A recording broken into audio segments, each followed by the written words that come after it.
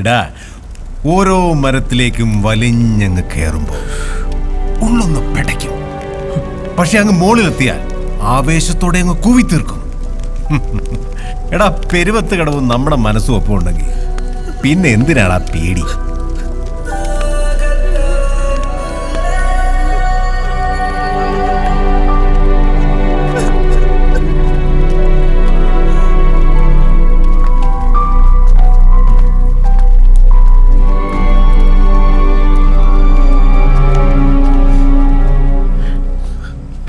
അവന് പറ്റാത്ത ഉയരവും അവൻ കീഴടക്കി.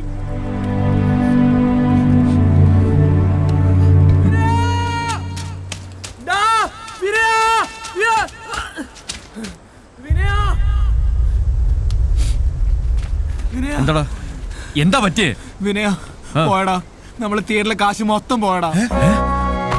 നീ എന്തേ പറയുന്നേ? രാവിലെ ഓഫീസ് തുറക്കാൻ വന്നപ്പോഴാണ് കണ്ടത്. ഭഗവാന് കൊടുക്കാനുള്ളത് ഉത്സവ പടത്തിന്റെ കളക്ഷനും മൊത്തം പോയടാ.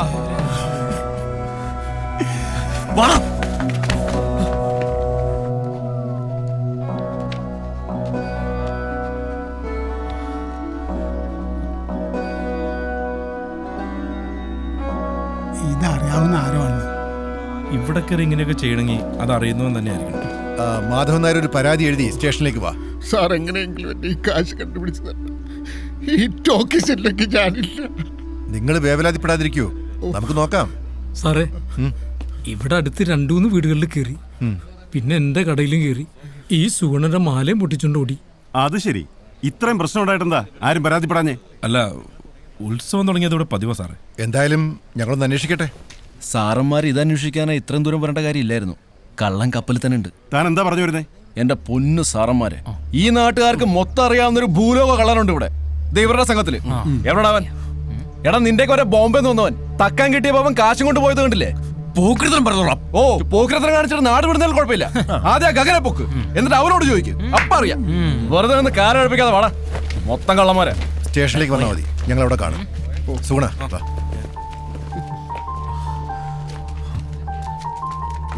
പുറത്തുനിന്നുള്ള ആരാന്നേ ഉത്സവത്തിന് കുറെ എണ്ണ ഇറങ്ങിയിട്ടുണ്ടല്ലോ.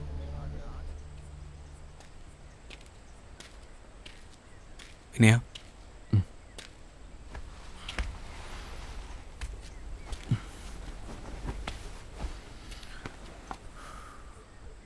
പണ്ടുവരെ തരികട കാണിച്ച് നടന്നിട്ടുണ്ട്. പക്ഷേ അതൊന്നല്ല ജീവിതം എനിക്ക് പിന്നീടാണ് മനസ്സിലായത്. അത് പഠിപ്പിച്ചെന്ന നീറാശാൻ ഇനിയില്ലാന്ന് പറഞ്ഞപ്പോൾ എനിക്കവിടെ നിൽക്കാൻ തോന്നിയില്ലടാ. നമ്മുടെയൊക്കെ ജീവിതം അങ്ങനെയാണ്. ആർക്ക് എപ്പോൾ എന്താ സംഭവിക്കാന്നറിയില്ല. വള്ളിയും പുള്ളിയും ഒരുക്കി തെറ്റാൻ തുടങ്ങിയ പിന്നെ തെറ്റിക്കൊണ്ടേയിരിക്കും. മാധവേട്ടൻ പാവം ആ ടാക്കേസിൻ്റെ അകത്തുനിന്ന് ഇറങ്ങിയിട്ടില്ല. നിരാശാനും ടാക്കേസും എല്ലാം കൂടെ ആയപ്പോൾ ആ പടസങ്കടത്തില. നമ്മളെല്ലാവരും ഉണ്ടായിട്ടും ഒന്നും ചെയ്യാൻ പറ്റില്ലല്ലോ.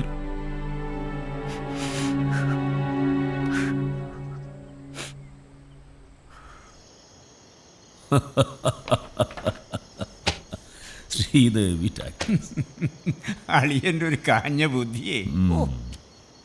ഞാൻ പറഞ്ഞല്ലോ ഗോവാച്ച, ആ സ്ഥലം കുറച്ച് കഴിയുമ്പോൾ നമ്മുടെ കൈ വന്ന് ചേരുന്നു. ശരിയാളിയാ, ഇനി എത്ര അവധി കൊടുത്താലും മാധവൻ ആ കണക്ക് തന്നു തീർക്കും തോന്നണില്ല. താനെന്തായാലും പണിക്കുള്ള ആളെ കൂട്ടിക്കോ. നാളെ സൂര്യൻ ഉദിച്ച് പെരുവത്ത് കടവിൻ്റെ മുകളിലെത്തുമ്പോൾ ആ ടാക്കീസ് ഉണ്ടാവരുത്.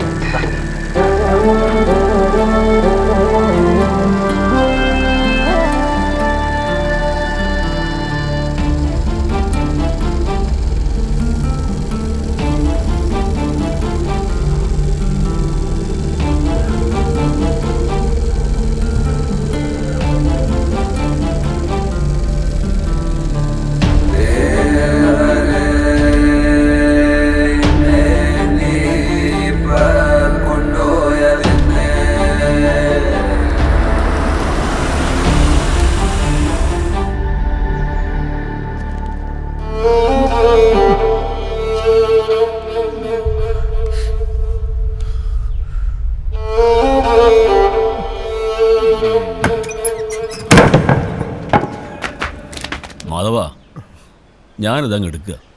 ഇതിന്റെ ഉള്ളില് ഒരുത്തനും കാലുകുത്തില്ല. നേരെ നീക്കണം. ഒറ്റ ഒരുത്തൻ പാകിസ്ഥാനിൽ കയറി പോരുന്നു. താൻ വിചാരിക്കുന്ന പോലെ ഇവിടെ ഒരു ചുക്കും നടക്കത്തില്ല. അത് ഏത് മേനോനാണെങ്കിലും ഭഗവാനാണെങ്കിലും തനിക്ക് തരാനുള്ള കാശ് ഞങ്ങൾ തന്നു തീർക്കും. എടാ ചള്ള് ചെറുക്ക, നീ എന്തോ വളർത്തി തരുമെന്നാ പറയുന്നേ? പറയാൻ പേരിനൊരു പണി പോലും ഇല്ല. പോയി അതുണ്ടാക്കാദ്യം, എന്നിട്ട് രോഷാകുൽ നാവ്. മാധവ, മുക്കാചക്രത്തിന്റെ കണക്കല്ല ഇത്. മേനോൻ സാറേ, ഓർമ്മ വെച്ച കാലത്ത് എൻ്റെ അച്ഛൻ തുടങ്ങിയതായി തിയേറ്റർ. ഇത് എൻ്റെ കയ്യിലോട്ട് കിട്ടുമ്പോൾ തന്നെ ഒരുപാട് ബാധ്യതകൾ ഉണ്ടായിരുന്നു. അതുകൊണ്ട് തന്നെ സാറിൻ്റെ കയ്യിൽ നിന്ന് ഒരുപാട് കടം വാങ്ങിച്ചിട്ടുണ്ട്.